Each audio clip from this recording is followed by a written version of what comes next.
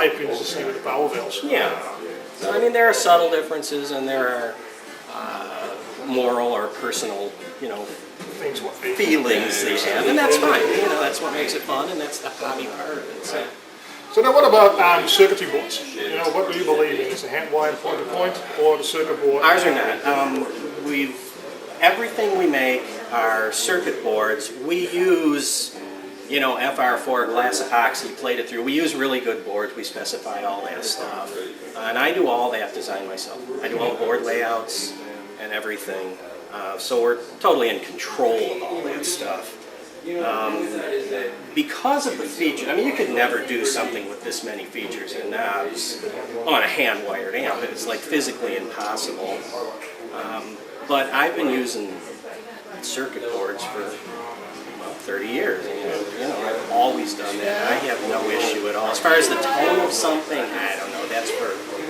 That's for everybody else to discuss. This is how I do it. And it's worked great for me. Probably the same discussion you will have to have about the preamp valves. Yeah, it's the same thing. I want this, I want that. Yeah, now with preamps it's kind of cool because you can just plug it in and change it. Yeah. Good reliability is a question. Yeah. Yeah. Recently I went to Music Lesson. Okay. And I walked into you there, and we had a little chat there, and there are a whole heaps of different amplifiers, different brands, different types, different brands. And I had a chance to play a few of them.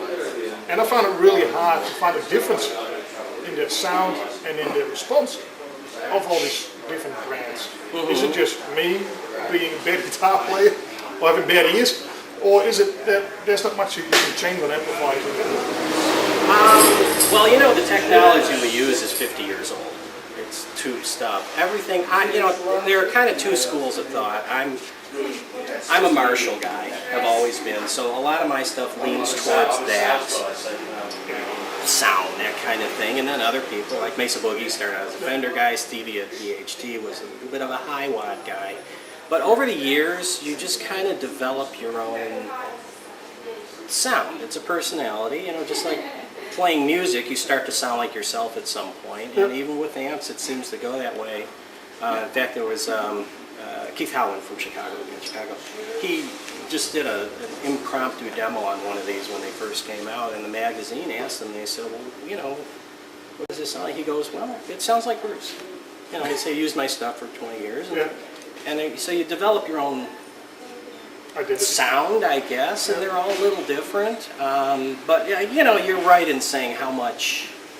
Is it interesting? Because I played with about 10 different brands of amplifiers there, from cheap Chinese made to expensive amplifiers, and I was like, yeah, they all sound great, but what is the big difference?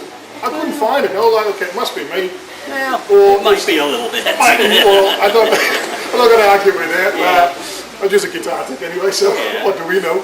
But, one of of course, features are a thing. Yeah. That's what I like personally about your amplifiers, the easy outlet. Like, it's certain amplifiers, they make it too complicated. You got to push, pull, and press buttons to get certain channel changes. And with your amplifier, it's there. It's for a lake. You pick up the amplifier for the first time, and that's what this button does. Which with other brands, I find out it's complicated.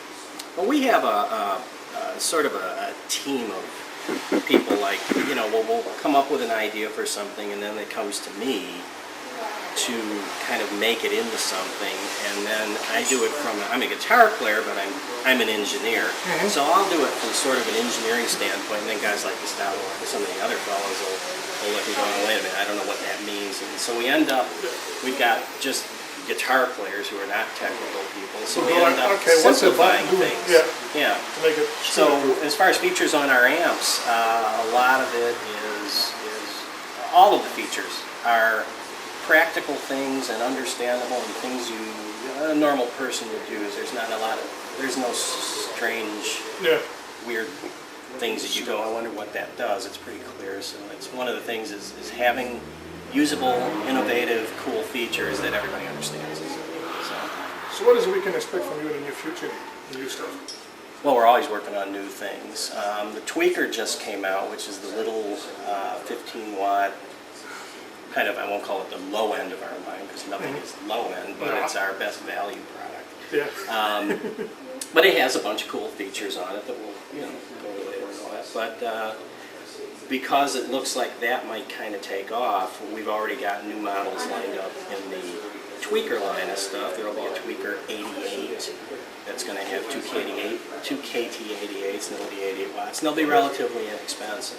There'll be 2 channels and all that, and then we'll do a combo in between. So there's that. We also have in process right now, which you saw in Mesa, is the Armageddon and the Vengeance, which are our entry into the heavy metal, really heavy duty rock stuff. They're quite cool. They're not out yet. No, they're not ready yet. But that's one of the things with Egnater. All of our stuff has this vintage look.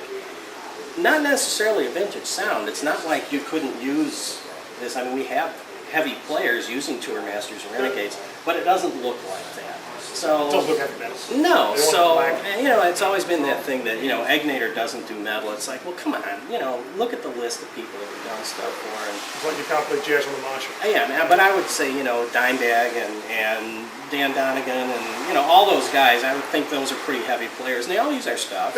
Things we've done, but just not this particular line, but other things. So I was like, all right, enough. We'll do the real heavy metal thing. So that is coming out. That'll be this year. Those 2 models. What else are you doing that's new? That's about it. I mean, that's enough for the next 12 months, Yeah, you're busy enough. And then, what's the purpose of your trip down under? Fun. Fun. Just to meet welcome people. to fun country. Promote our stuff basically, and meet people and get ideas for things. And we visited a number of stores already, and we've already got new little ideas of things. And they go, well, what about this? What about that? So it's.